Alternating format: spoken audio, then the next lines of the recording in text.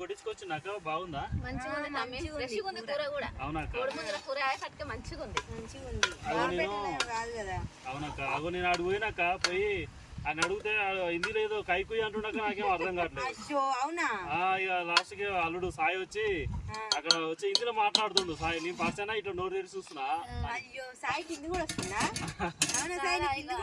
సాయి బేరం చేసిండు, అది మొత్తం సాయి కొట్టించిండు. మంచిగా చిన్న చిన్న పీసులు కొట్టించిండు. అవునక్క, మంచిగా కొట్టించిండు. 2 సంవత్సరాల కింద బొంబాయికి పోయిందంట.